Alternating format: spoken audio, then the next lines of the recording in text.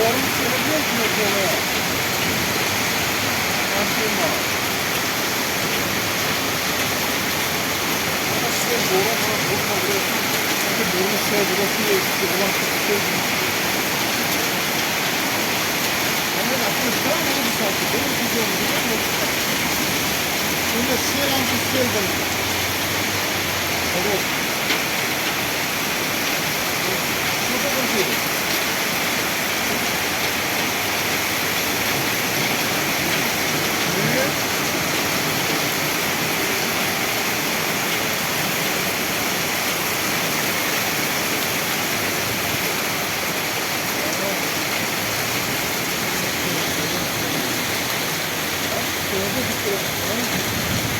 Yok,